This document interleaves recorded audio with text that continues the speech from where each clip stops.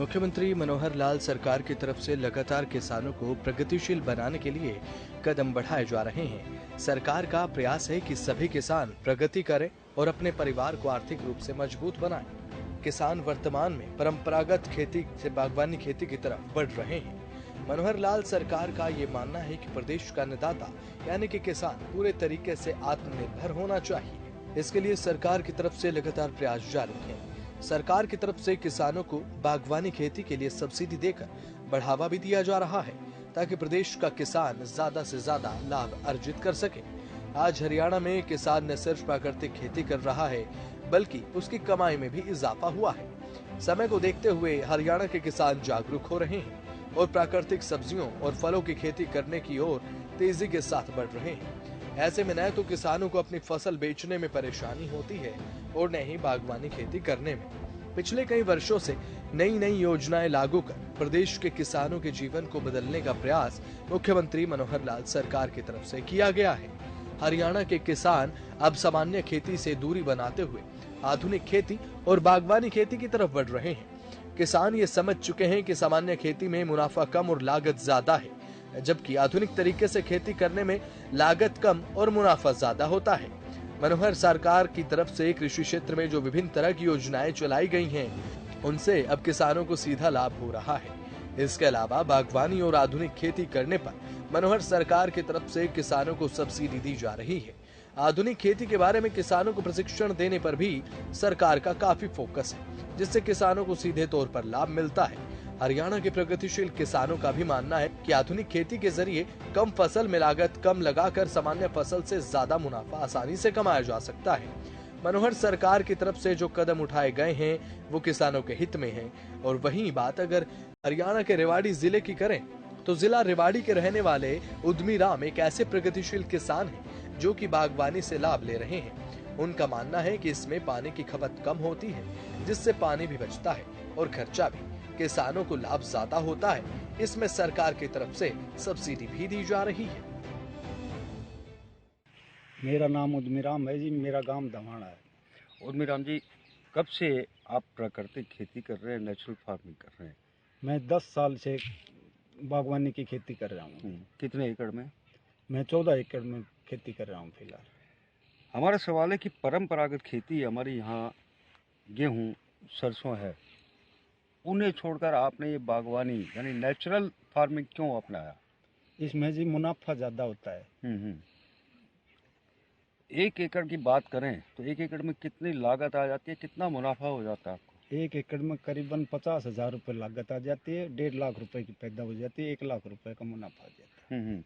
Government की योजनाओं के अनुसार सब्सिडी बागवानी के लिए मिल रही है। हाँ जी। कितना लाभ मिल रहा है सब्सिडी का और आपको क्या लाभ मिला अभी तक? हमें जी बीज पर भी सब्सिडी दे रही है हरियाणा गवर्नमेंट। सिंचाई के लिए, सूक्ष्म सिंचाई के लिए ड्रिप पर सब्सिडी दे रही है। और प्याज के लिए प्याज ऑनियन स्टोर पर सब्सिडी दे रही है, कैचवे फार्म पर सब्सिडी दे रही है और पैकिंग हाउस पर सब्सिडी दे रही है। बहुत ज़्यादा हरियाणा गवर्नमेंट सब्सिडी दे रही है। साथ ही उद्यमी राम बताते हैं कि वह अपनी फसल को मंडी में बेचते हैं और उन्होंने बताया कि इस बागवानी खेती में किसानों को लाखों का मुनाफा हो जाता है। इसीलिए किसानों को अब परंपरागत खेती छोड़कर बागवानी की तरफ बढ़ना चाहिए।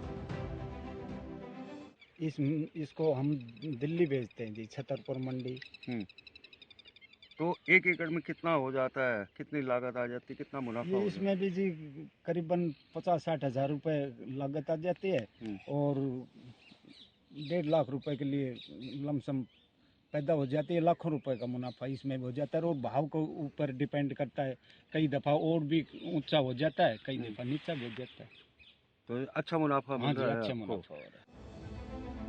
उद्यमी राम बताते हैं कि मटर, टमाटर, खरबूज, तरबूज और घिया आदि की खेती उन्होंने की है, जिससे उन्हें भारी मुनाफा हुआ है। साथ ही उन्होंने बताया कि वो बागवानी में प्राकृतिक खाद का प्रयोग करते हैं।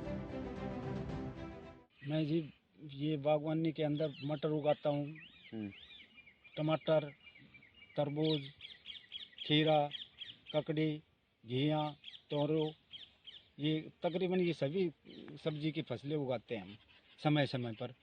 अगर बात करें, आप किस प्रकार की खाद का प्रयोग करते हैं?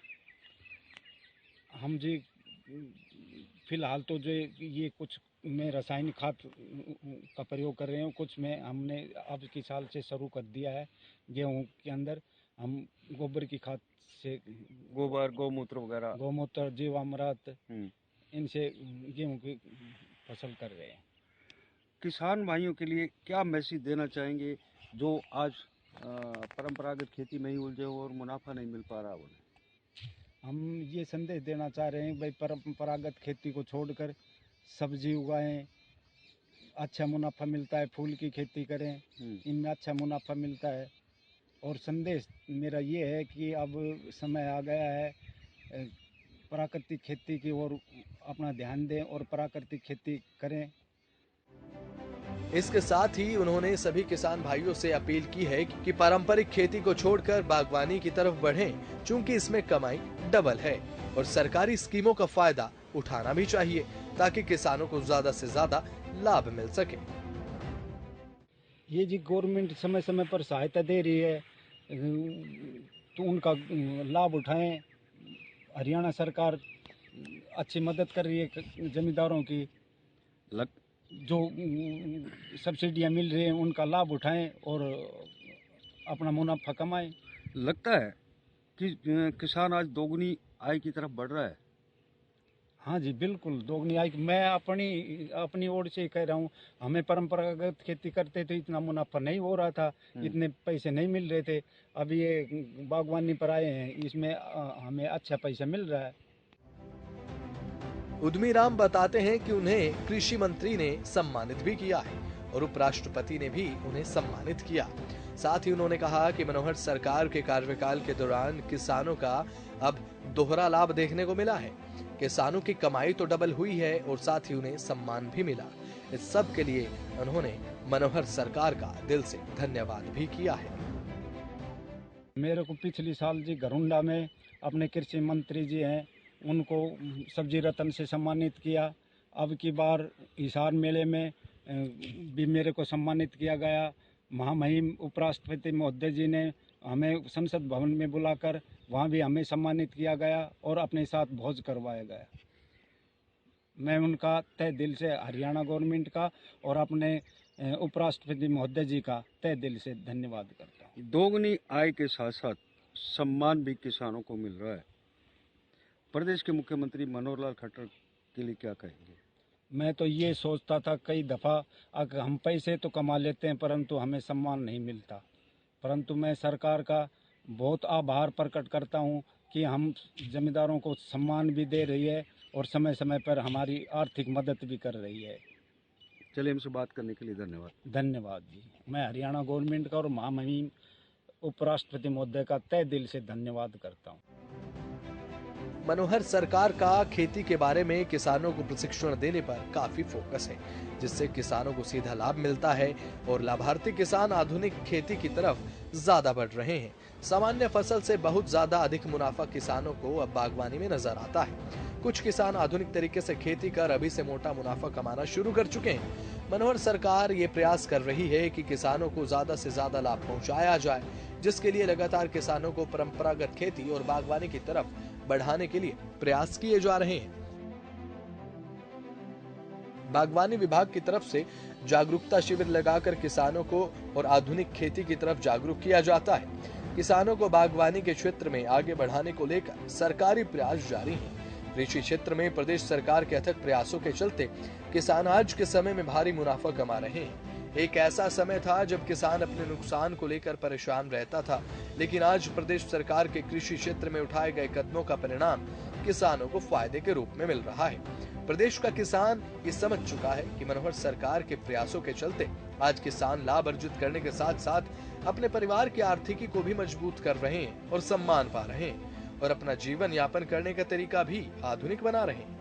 मनोहर सरकार के प्रयासों के चलते ही किसानों को फसलों की पैदावार डबल होने के चलते अब कमाई भी डबल होने लगी है। यही कारण है कि किसानों के लिए किए गए कामों का असर धरातल पर दिखाई दे रहा है। किसानों को परंपरागत खेती से आधुनिक खेती और बागवानी की तरफ बढ़ाने के लिए मुख्यमंत्री मनोहर लाल सरकार की तरफ से सब्सिडियां भी दी जाती हैं, जिससे किसान नुकसान के डर से भयमुक्त हो चुका है। किसानों को लाभ सरकार के प्रयासों का मिल रहा है। सीएम मनोहर लाल का ये मानना है कि प्रदेश का किसान मजबूत और सुदृढ़ बने और तरक्की करे। किसानों को नुकसान के जंजाल से निकालकर तरक्की के शिखर पर पहुंचाने का बीड़ा मुख्यमंत्री मनोहर लाल ने उठाया है। प्रदेश के किसानों को आगे बढ़ाने के जिस लक्ष्य के साथ सीएम मनोहर लाल सरकार में आए, उसकी तरफ सरकार तेजी के साथ बढ़ रही है। सरकार की योजनाएं किसानों के लिए वर्तमान में वरदान साबित हो रही हैं। सरकार जैसे जैसे किसानों को खुशहाल बनाने के लक्ष्य की तरफ बढ़ रही है, उसी प्रकार से प्रदेश का किसान खुशहाल बन रहा है।